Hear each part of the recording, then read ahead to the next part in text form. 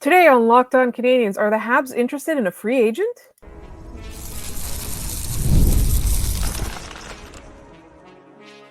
You're Locked On Canadiens, your daily podcast on the Montreal Canadiens, part of the Locked On Podcast Network, your team every day.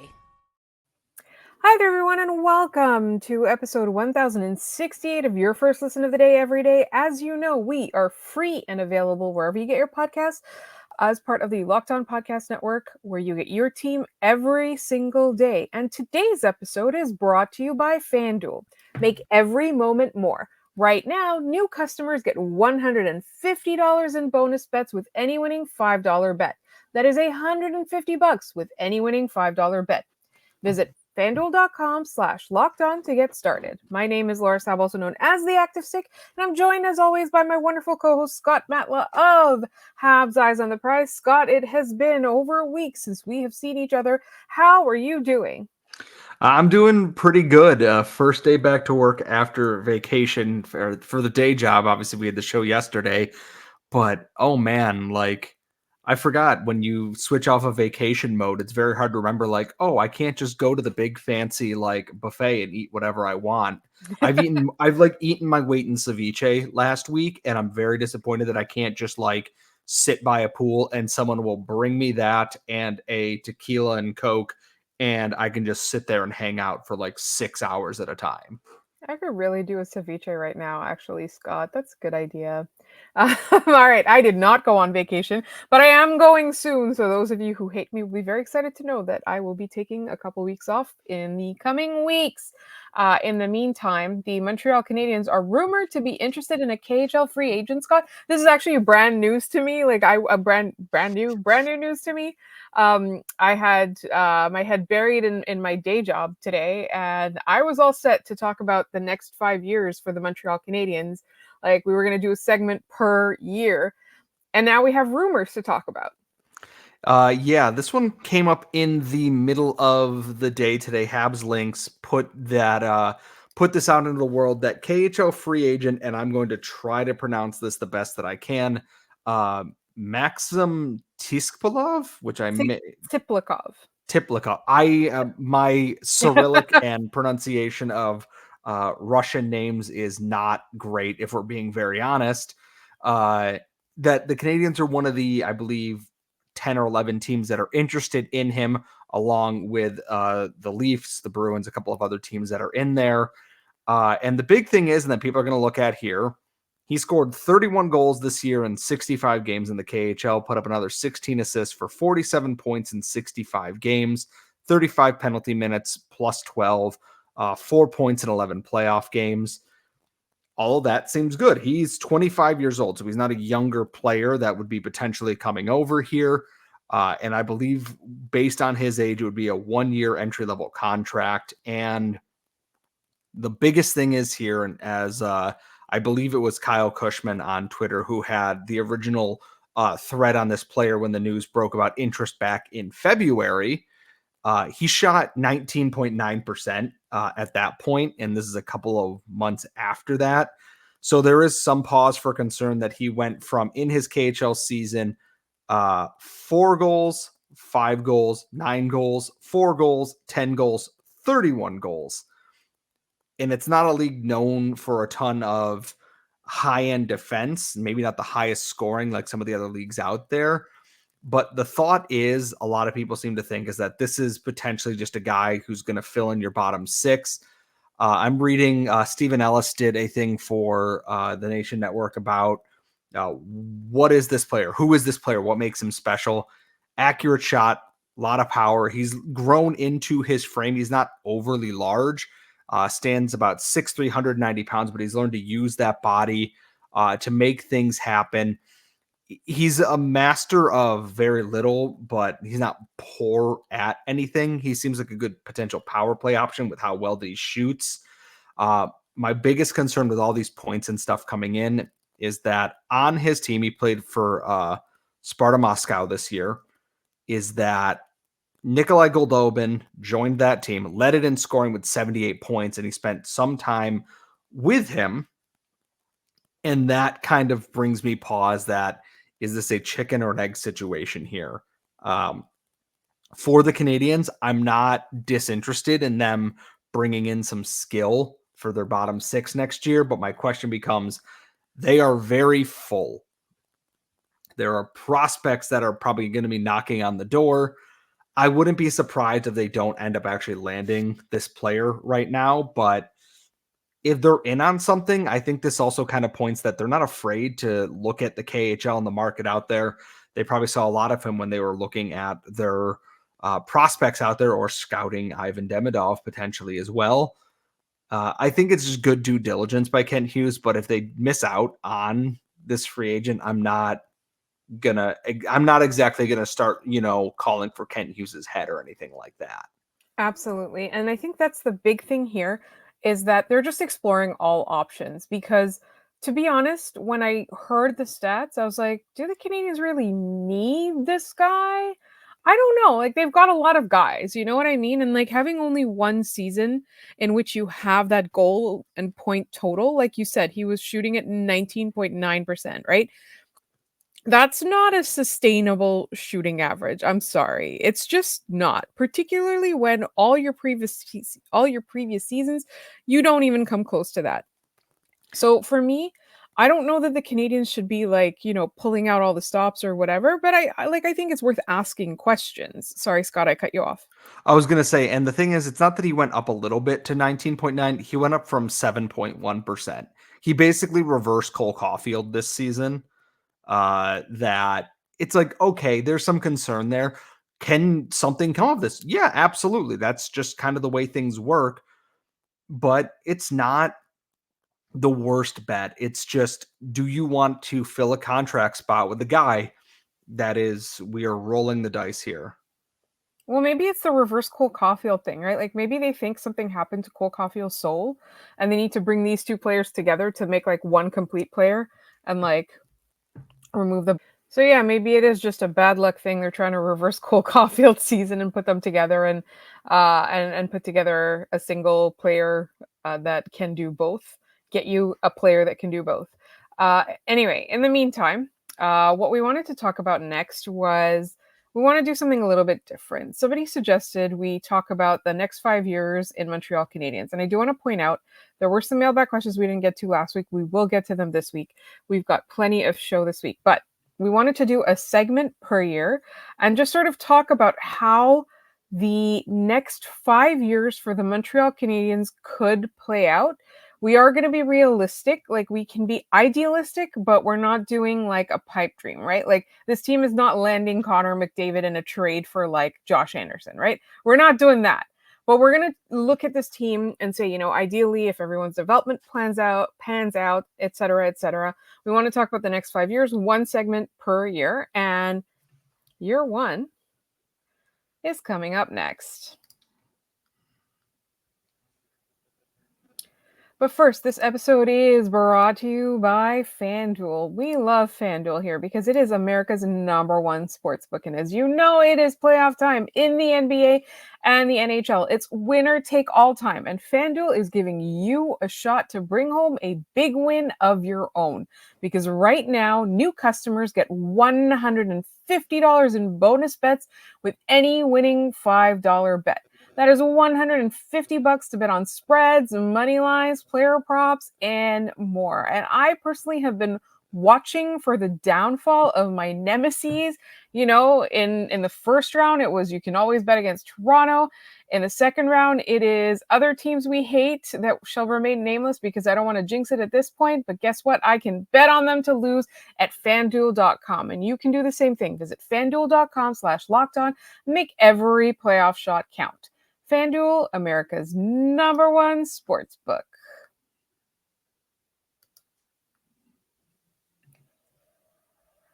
All right, Scott, let's talk about the Montreal Canadiens for the next 5 years. So one of the first things that people ask me whenever we talk about, or I'm sure you get the same thing, whenever you talk about how you talk about the Habs on a podcast or write about them on a website, everybody's always like, are they going to make the playoffs next year?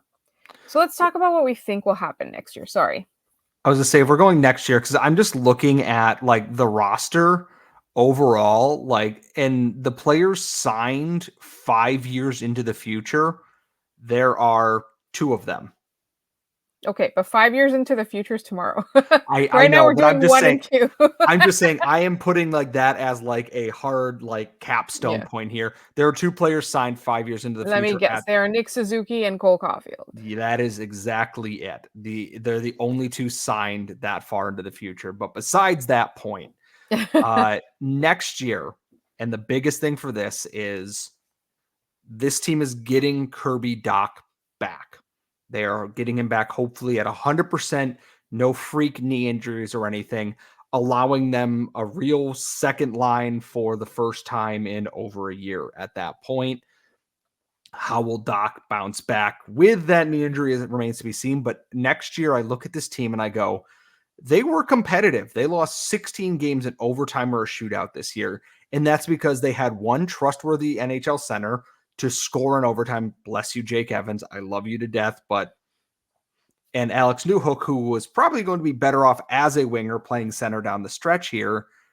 This team immediately improved by adding him and then also adding in Lane Hudson and a Cole Caulfield, who should be bouncing back, and a Uri Slafkovsky, arguably playing the best hockey of his entire career at this point. The biggest thing going into next year is taking all that momentum and the good stuff, even with the losses from the back half of this season, and keeping that moving forward with now Kirby Dach added into that as well. And if they can do that, if they can keep that kind of going there, along with the pieces on defense who, some took a step forward, some a sideways step, whatever, this is a team that could next year really be, I hate that I'm using this thing because it comes with a lot of cursed connotation. The Sabres teams that were really exciting when Tage Thompson started to hit his stride as a star in the NHL, that kind of team, they might give up 5 goals in a night, but they might score 7 kind of thing. And that's the forward momentum you're hoping for with this team. And I think like that's a key comparison to make because people are going to be like, "Oh no, not the Buffalo Sabres," because every year they're either they squander their shot and they have a lost season by like, the end of October, their entire season is lost, or they're really fun for a few months and then they like come crashing and face planting back down to earth. So I don't necessarily think that that's a negative thing if it happens once, right? Like once they like maybe have a lost season, but then they're really fun for the rest of the year and they give us so much hope for later. Or they start out really good, there's a lot of promise, and then they come crashing down as long as they take lessons from crashing down, as long as they learn from it and they don't just keep doing it over and over and over again. That's the problem with Buffalo. It's not that they did it at all, it's that they did it like 8 years in a row. So and then, like at the end, you end up having your superstars wanting to leave. You end up having, the worst players on your roster influence the better players on your roster, and everybody regresses into a mess. We don't want that for the Montreal Canadiens. But I think the fact that, we don't expect them necessarily to be very good, and we don't expect them necessarily to, even challenge for a wild card spot. I mean, that would be great. And I think that's what management should set as the expectation for the team is that they should try to do that. But for me, like I'm hoping that we get that experience of watching this team and going, this is really fun. Like this team is going to be so fun to watch when all the pieces are together, right? Like it's fewer abysmal nights where we wonder what we see in this team. It's fewer nights where, you're watching the power play and you would really rather go step on a bunch of Legos. Like it's really just for me something where the things that go wrong are, oh, this person made a mistake because of inexperience, but they're going to learn from that, right? Like fewer injuries, or like, oh, you know what? On day 1 of the season, the power play wasn't that great, but guess what? By game 82, now they have a challenging power play. Like, look how many spots they moved up in the power play rankings, things like that. You look at the defense and you go, you know what? Every time I see this defense on the ice, I'm not terrified. I actually feel like they're going to know what to do and where to be. And then, from there, you want them to graduate to better transition game. But I think like, let's just focus on like getting out of our zone or staying out of our zone for next season. Like that's going to make me happy. Scott, you were about to say something. Sorry. No, because I'm just kind of looking at this too, and I look at this team that next year you are sans Tanner Pearson, gone. Colin White, gone. Jesse Olonen is up in the air. There's choices to be made on defense. But if you were going to have a team again that is potentially Raphael Harvey Pinard, Michael Pezzetta, and whomever on the fourth line, maybe it's, our KHL free agent there that's going to come in and play with some of that speed and skill there and increase that lineup. Like you said, it's going to be a lot more of doing the little things right to build. It's all building block stuff. Martin St. Louis said he spent most of the not this year, but last year, just focusing at 5-on-5 play. So they could get that down before they even remotely tried to just dedicate entire practices to the power play there. Next year is where you want to go. This team needs to come together and be, I'm not saying they need to be the Carolina Hurricanes or something where they are just a dominant 5-on-5 team. But if you can, win the 5-on-5 battle, even you're going to lose some games like that way. That's just how it happens. It happens to good teams, happens to bad teams, happens to everybody in between. If you're starting to win more than you're losing, you're going in the right direction. Next year is all about, like you said, taking those next steps from here. You've built a very good baseline here. You have a lot of guys who are figuring out what kind of player they are, what step they need to take forward there. And next year, you're going to have Lane Hudson full-time. You're going to potentially have Jaden Struble full-time. You have a David Reinbacher, whom he might cook in the AHL for a little bit, but he's going to be there. You have Logan Mailloux with a year of experience. You have Arbor Jacki, who has hopefully taken the last little bit and has put together who he needs to be as an NHL player. And then you have a forward core where some of these veterans seem to have settled into their role. No, not you, Josh Anderson. And you have put together a strong third line there. Brendan Gallagher and Yoel Armia on that line were strong pieces of that. And maybe they were on the second line for end of the season, but everything next year is about those next steps. They don't have to make the playoffs next year. And I cannot stress that enough. If they do, cool. We love that. That's a huge forward progress. What you want to see next year is you want to be out of that top 10 pick in the draft there.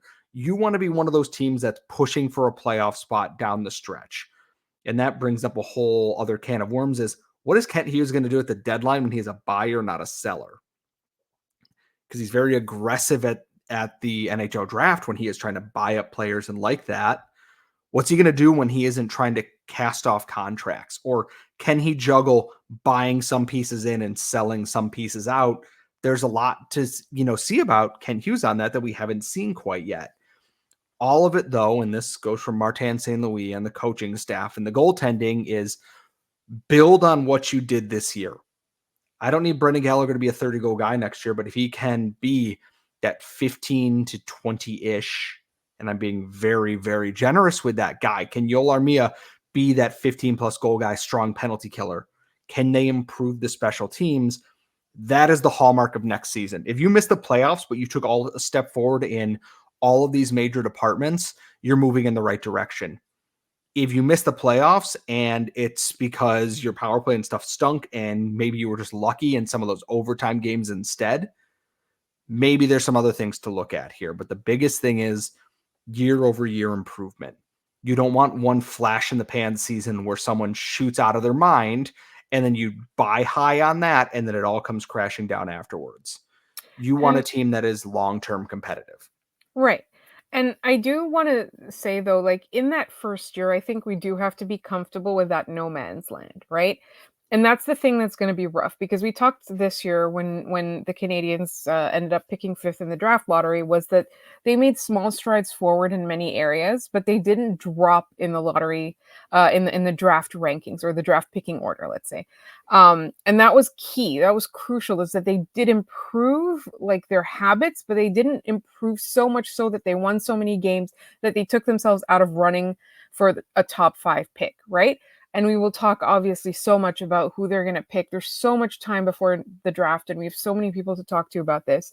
But what I do want to do is I want to caution against despair if they end up in no man's land for 1 year. The problem is never that, right? If you're making progress and you're getting close to contending, being a wild card, like Detroit coming down to the wire, right? As you improve. That's okay for 1 year. The problem is if you're doing that 2 or 3 years in a row, that's when I'm having questions, right? Because the Canadians can't go from picking 5th twice in a row to then a Stanley Cup contender in 1 year. It's not happening. So we just have to be careful and caution against like despair. Like next year, what we're looking for more is improvement. And then we are going to move on to year 2 of the Habs rebuild. Scott, do you have cap friendly ready? Because we're going to talk about who comes off the books and what we're expecting for year 2. So that's coming up in just one moment here on Locked On Canadiens.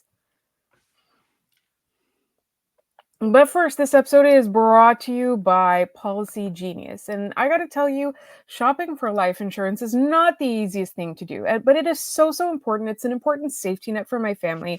And it's something where I really I never know what to do, how to go about it. How do I find out the best way to protect myself? Well, now there's Policygenius, where you can find life insurance policies that just start at $292 per year for $1 million worth of coverage. Some options even offer same-day approval and avoid unnecessary medical exams.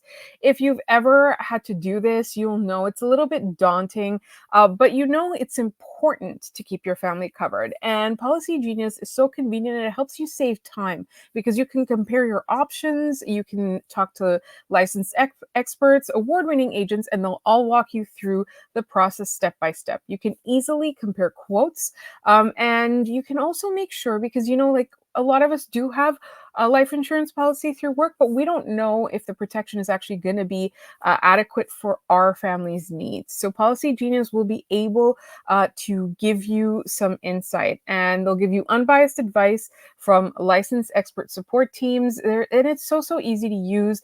And you know what? Just check Trustpilot. There's so many customers that found the best fit for their needs on Policygenius. So check life insurance off your to-do list in no time with Policygenius. Head to policygenius.com/locked-on or click the link in the description to get your free life insurance quotes and see how much you could save. That's policygenius.com/locked-on-NHL.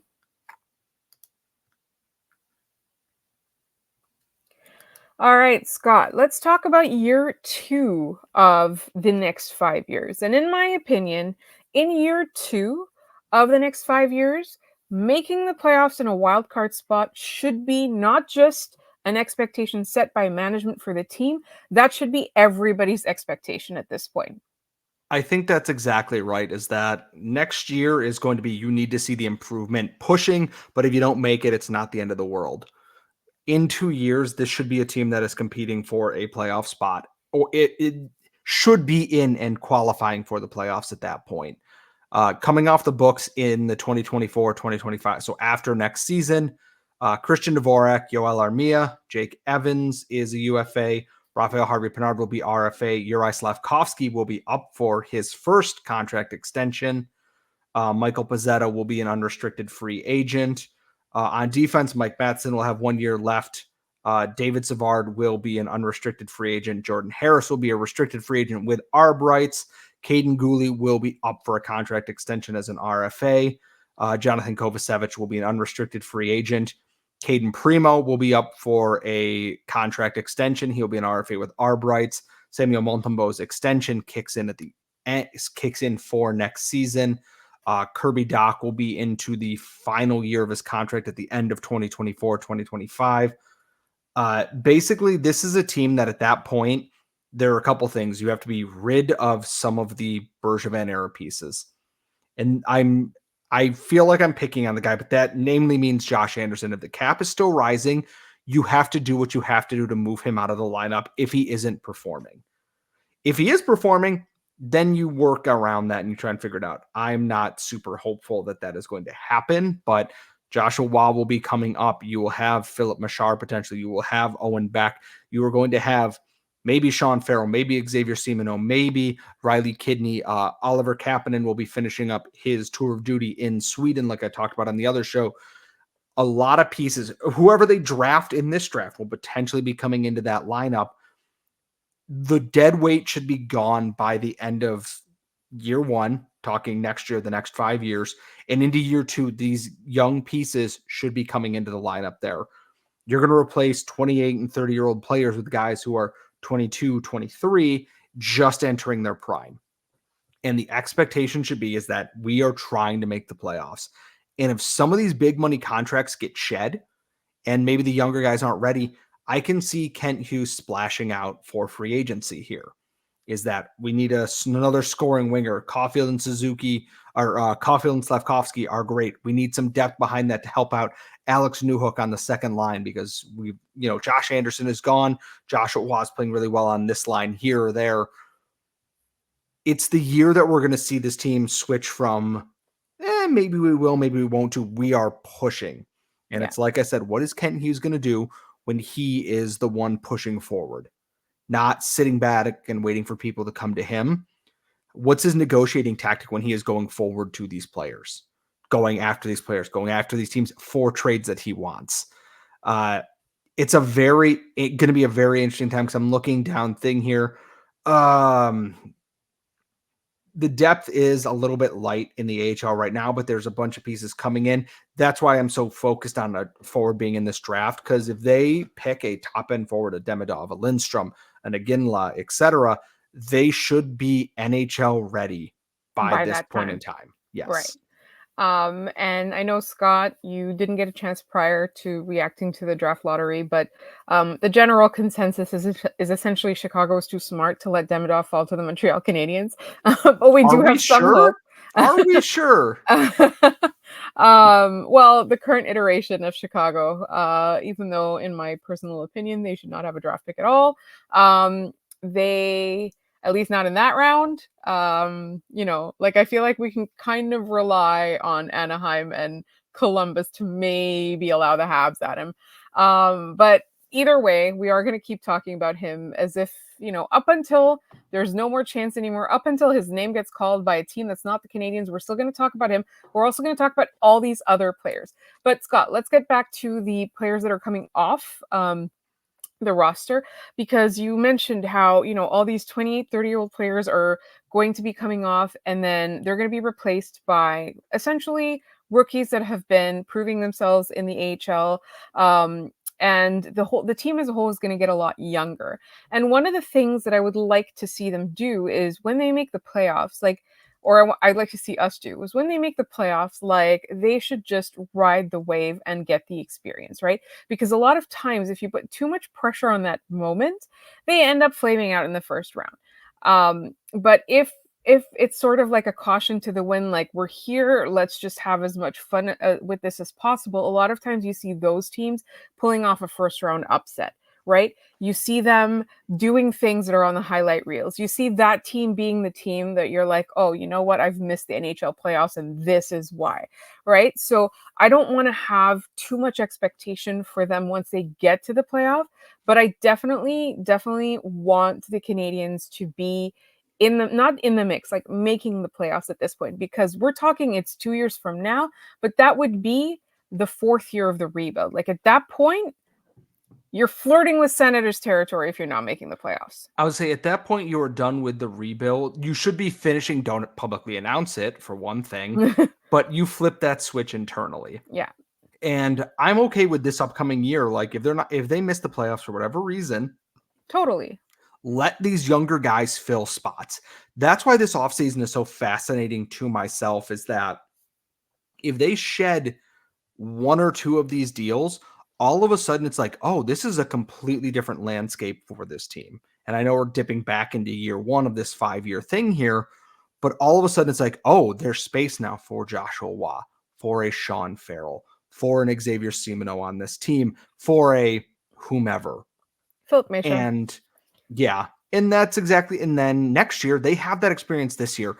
I'm watching what Juraj Slavkovsky is doing at Worlds right now. The entire world is paying attention to him in these games. And you know what he's doing? He is thriving in that spotlight. He's playing a style that I look at him like, you're going to unleash that in the playoffs when they don't call a lot of ticky-tack stuff, rightly or wrongly. Don't, come for my head, Bruins fans, LOL, or Oilers fans, double LOL. He's going to just be a menace to society. And we know Nick Suzuki elevates his game when the lights are brightest. We've seen Jake Evans do a lot until the coward, hits him from behind in the head because he's a garbage human being.